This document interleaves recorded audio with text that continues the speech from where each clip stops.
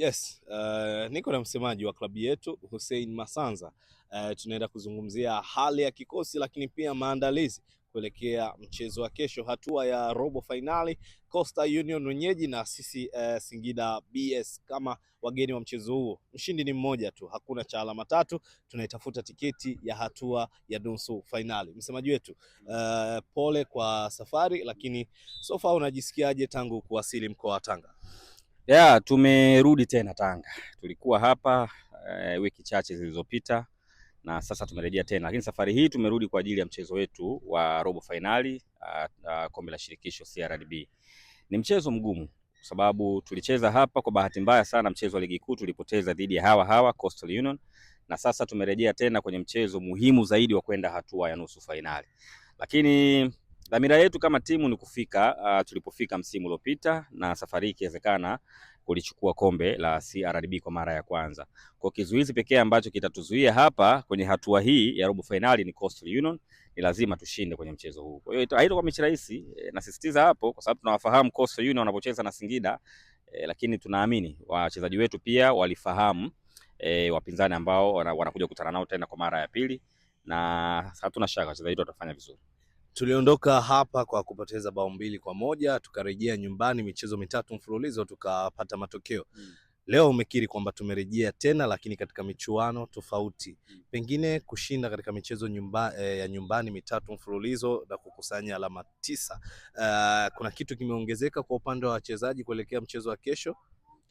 Sana. Ukitazama namna timu inavyocheza sasa hivi ina mabadiliko makubwa sana. Wachezaji wamesahihisha makosa mengi sana.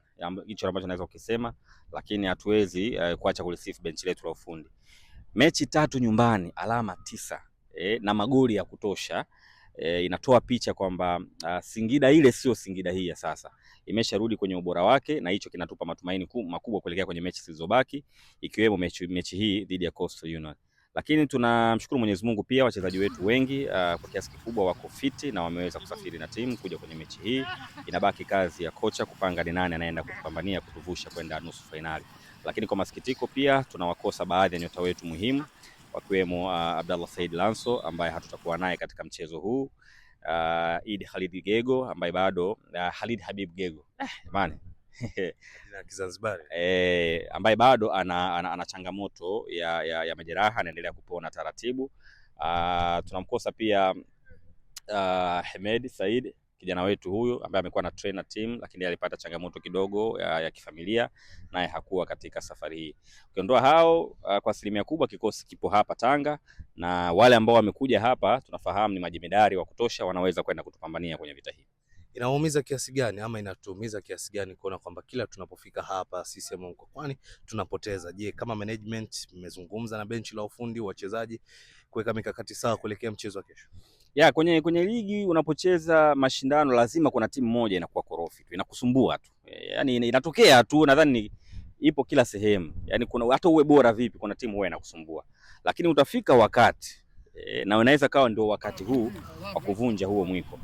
Nikupe rekodi kidogo, sisi tulikuwa tunasumbuliwa sana na JKT. Ilikuwa hatujawahi kuwafunga, lakini tukaja tukawafunga. So inatokea mara kwa mara kwenye ligi mbalimbali, timu moja inakuwa inasumbua timu ambayo iko vizuri, na Coastal Union wameona Singida ndio sehemu ambapo wanaweza wakajifurukuta. Lakini bado nasisitiza, wachezaji wetu wameona ugumu wa kucheza na Coastal Union. Kama uongozi tayari umeshafanya kila kinachotoka kufanya upande wa maandalizi, benchi la ufundi wanamaliza maandalizi yake, itabaki kazi ya wachezaji kwenda kupambana kutafuta ushindi. Coastal ni timu nzuri, lakini sio nzuri kama Singida Black Stars. Ni timu bora, lakini sio bora kama Singida Black Stars. Kwa twende tukaonesha ubora wetu katika uwanja wa mapambano hapa Mkwakwani, na tukishinda hapa tutakuwa tukirudi Mkwakwani lazima tushinde. Kwa tunataka tutoe tu hiyo lock. Yaani kuna lock iko hapa. Tukiitoa tu hiyo lock, basi mimi sina shaka kila tukija Mkwakwani hapa tutakuwa na uwezo wa kushinda mechi zetu. Kwa kumalizia, umemzungumzia mchezaji wetu Mosi Ndoumwe siku ya jana. Statistics za ligi kuu ya NBC unaona kwamba zinaweza zikarejea katika michuano hii ya CRDB Federation? Yaani kwamba atafunga sana na huku. Mosi anapenda kufunga na yupo kwenye ubora wake. Yaani sasa hivi yupo kwenye prime time. So ni mwalimu kumwamini na kuendelea kumpa nafasi kwa sababu tayari ameshapata confidence. naamini bado huku hakuna namba za kutisha sana kwenye CRDB Federation Cup. Kwa hiyo huenda hata huku, na tunamwombea hivyo kijana wetu aweze kufanya vizuri, ikiwezekana mwisho wa mashindano awe mfungaji bora wa mashindano. Mimi nikutakie kila la heri. Asante sana. Yes, huyo ni msemaji wa klabu yetu Hussein Masanza akizungumzia hali ya kikosi, namna ambavyo maandalizi yanaendelea kuelekea mchezo wa kesho, lakini pia nyuma yangu unaweza kuwa shahidi namba moja kwa kutazama video hii ambayo inakujia kupitia Black Stars TV kwamba wachezaji wetu wanafanya mazoezi yao ya mwisho kuelekea mchezo wa kesho kuitafuta tiketi ya nusu fainali. Mimi ni Pablo Almas na anayenifanya ninang'aa hata kama sura inakataa ni Musa Alhaji. Ripoti kamili kutoka uwanja wa CCM Mkokani, mkoa wa Tanga. Asante sana, nikutakie siku njema.